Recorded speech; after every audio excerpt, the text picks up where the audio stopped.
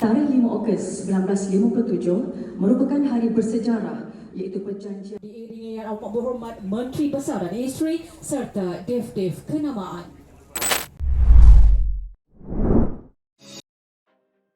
Assalamualaikum warahmatullahi wabarakatuh. Salam sejahtera dan salam Malaysia Madani. Anda kini bersama dengan saya, Suryani Ghazali, Pegawai Penerangan Daerah Perak Tengah dalam program Influencer at Japan edisi Perak untuk siri yang keempat bagi tahun 2023. Istimewanya, episod pada kali ini kami bawakan khas kepada anda dari Pejabat Penerangan Daerah Perak Tengah Distrik Iskandar Perak. Baiklah, apakah topik yang akan kami kongsikan kepada anda dalam episod kali ini? Jom luangkan masa anda bersama dengan saya. Banyak tips dan panduan yang akan saya kongsikan kepada anda. Sebelum kita teruskan, saya ingin mengucapkan terima kasih kepada penonton maya yang sedang mengikuti kami di laman Facebook Penerangan Perak Page. Jangan lupa untuk like, share dan komen Facebook kami. Baiklah, topik yang akan dikongsikan kepada anda dalam episod kali ini adalah tentang pengacaraan majlis atau MC. MC mudah atau mencabar? Baiklah, berdasarkan pengalaman saya sendiri dalam bidang pengacaraan lebih daripada 20 tahun, bagi saya tugas pengacaraan bukanlah satu tugasan yang mudah sebenarnya. Bukan mudah untuk kita menjayakan sesuatu majlis, lebih-lebih lagi jika majlis itu melibatkan tetamu kenamaan yang penting ataupun melibatkan tetamu-tetamu diraja. Sebagai seorang MC yang baik, anda perlu tahu tentang protokol majlis dan teknik-teknik untuk menjadi seorang MC yang bagus dan diterima oleh semua orang. Tanpa ilmu pengacaraan, pasti anda dilihat sekadar membaca skrip ataupun teks semata-mata.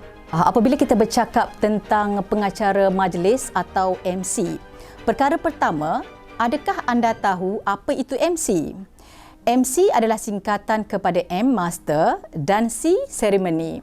Maksudnya, MC adalah Master of Ceremony, iaitu orang yang tahu segala-galanya tentang sesuatu majlis ataupun program dan mampu mengendalikan majlis mengikut susunan acara dari A hingga Z, dari awal hingga ke akhir. Maksudnya MC itu bermula dengan pengumuman ketibaan tetamu kenamaan sehinggalah tetamu kenamaan itu meninggalkan majlis. Okey, sebelum anda menjadi MC, apakah anda tahu peranan sebagai seorang MC? Untuk menjadi MC yang baik dan profesional, anda perlu tahu 5 peranan MC yang utama ataupun saya gelarkan sebagai 5M. Anda perlu tahu peranan 5M ini jika anda ingin menjadi seorang pengacara yang baik dan diterima ramai. Jadi, apakah peranan 5M itu? Teruskan bersama dengan kami. Tapi sebelum itu, bagi anda yang masih lagi belum like dan follow Penerangan Perak Page, jom tunjukkan sokongan anda kepada kami. Baiklah, jom saya kongsikan peranan M yang pertama. M yang pertama adalah memenuhi kehendak pelanggan. Apa maksud pelanggan tu ya? Pelanggan adalah penganjur atau boleh juga kita panggil organizer dan tuan rumah yang menjemput anda untuk mengacarakan majlis mereka. Jadi, anda yang dijemput kenalah patuh kepada setiap arahan tuan rumah ataupun penganjur tanpa sebarang pertikaian. Contohnya, jika penganjur minta anda hadir untuk acara raptai, jadi anda tidak boleh kata tidak, kena penuhi permintaan pelanggan anda ataupun penganjur tadi. Dan sekiranya berlaku sebarang pertukaran atau cara contohnya atau perubahan VIP contohnya, anda sebagai MC kena patuh dengan apa saja arahan yang diberikan oleh pelanggan anda. Seterusnya kita tengok apa peranan M yang kedua. M yang kedua adalah memberikan maklumat. Okey, sebagai MC yang baik, anda perlu tahu apa maklumat ataupun info yang boleh anda kongsikan kepada tetamu ataupun orang ramai yang hadir. Contohnya, majlis akan bermula jam berapa, siapa tetamu kenamaan yang akan hadir merasmikan majlis, dan boleh juga anda kongsikan lokasi tandas ataupun lokasi tempat jamuan sekiranya ada majlis jamuan setelah selesai majlis dan lain-lain maklumat. yang anda rasakan perlu untuk disampaikan kepada tetamu. Okey, macam pengalaman saya sendiri, saya suka berkongsi maklumat tentang atur cara program. Contohnya, anda boleh maklumkan kepada tetamu yang hadir, majlis akan dimulakan dengan ketibaan tetamu kehormat contohnya. Seterusnya, majlis akan diteruskan dengan nyanyian lagu negaraku dan diteruskan pula acara itu dengan bacaan doa, ucapan aluan dan juga ucapan perasmian majlis oleh tetamu kenamaan yang hadir. 2M telah saya kongsikan kepada anda. Anda nak tahu tak peranan M yang ketiga? Okey, jom kita teruskan. M ketiga adalah membawa acara. Apa maksud membawa acara di sini? Membawa acara bermaksud adalah menjadi tugas MC untuk memastikan perjalanan majlis mengikut perancangan, aturan atau tentatif program yang telah dirancang sebaik mungkin. MC perlu ingat, anda tidak boleh sesuka hati menukar atur cara majlis kerana tindakan ini hanya akan menyusahkan pihak lain yang terlibat. Jadi, MC yang baik perlu menyediakan skrip sebagai panduan.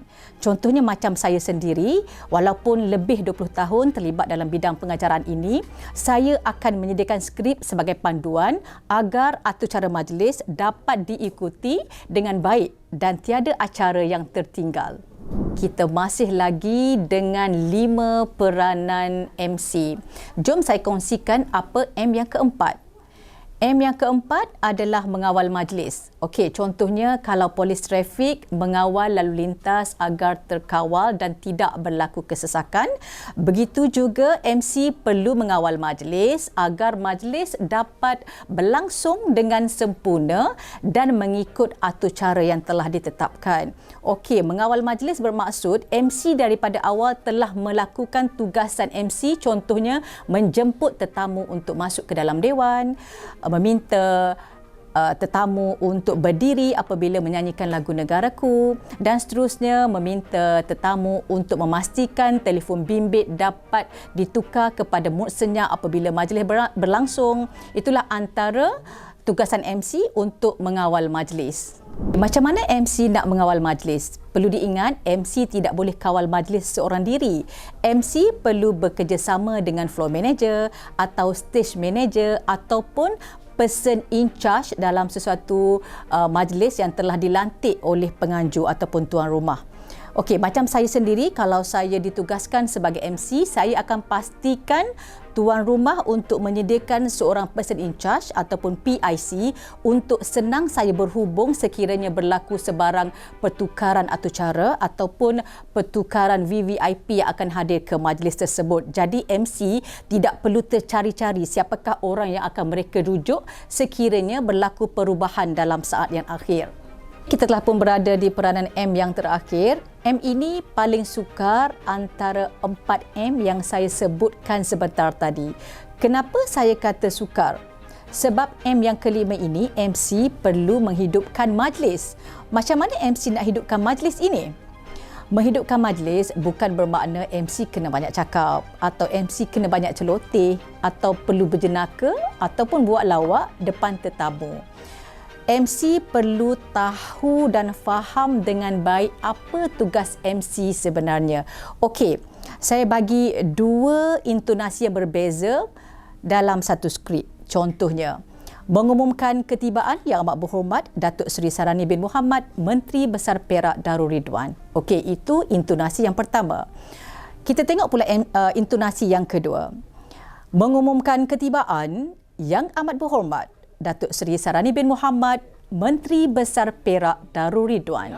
Okey, skrip yang sama tetapi dengan 2 intonasi yang berbeza. Antara intonasi yang pertama dan intonasi yang kedua, mana lebih hidup ataupun mana lebih anda kata beremosi. Jadi, pastinya intonasi yang kedua. Anda perlu membezakan antara membaca skrip dengan penyampaian skrip. Semua orang boleh membaca skrip tetapi tidak semua orang boleh menghayati skrip yang dibaca. Jadi anda perlu tahu untuk menjadi penyampai skrip yang baik, perlu ada vokal yang jelas dan emosi juga turut dimasukkan dalam skrip tersebut. Sekiranya dua elemen ini anda miliki, pastinya anda akan berjaya menghidupkan majlis yang anda acarakan. Jadi, untuk mendapatkan dua elemen ini, perlu ada guru untuk anda pelajari. Itu antara 5 peranan MC yang perlu anda fahami sebelum anda menjadi seorang pengacara majlis ataupun seorang MC. Dan sebelum saya tutup edisi kali ini, saya ingin kongsikan sedikit tentang apa yang perlu MC lakukan dan apa yang tak perlu MC lakukan semasa mengacarakan majlis. Okey, apa yang perlu MC lakukan adalah anda perlu menyediakan skrip kerana skrip merupakan senjata kepada seseorang MC. Kedua, semasa anda membaca skrip, sebutan perlu jelas dan ada intonasi. Ketiga, anda perlu datang awal sekurang-kurangnya 2 jam sebelum majlis bermula. Dan yang keempat, semasa anda membaca salutasi, anda perlu pandang sekejap wajah VVIP sebagai tanda anda menghormati dan mengalu-alukan kehadiran mereka ke program tersebut. Apa yang tak boleh MC lakukan? Pertama, jangan sesekali ulas ucapan VVIP kerana anda perlu tahu anda adalah pengacara majlis dan anda bukan moderator. Kedua, jangan bercakap-cakap kecil di mikrofon. Ketiga, jangan tidak hadir raptai sekiranya diminta oleh penganjur. Dan yang keempat, jangan guna banyak pantun untuk majlis rasmi. Sekiranya anda ingin juga berpantun, cukup sekadar 1 ataupun 2 pantun sahaja. Jadi setakat ini sahaja perkongsian saya. Saya mewakili Jabatan Penerangan Negeri Perak dan kru rakaman yang terlibat mengucapkan terima kasih atas kesudian anda bersama-sama dengan kami. Kalau anda suka perkongsian saya ini, mohon like dan share. Terima kasih. Jadi sampai di sini saja program kita untuk kali ini. Nantikan episod Influencer at Japan pada masa akan datang dengan topik yang lebih menarik. Sehingga berjumpa lagi pada episod akan datang. Terima kasih dan Assalamualaikum.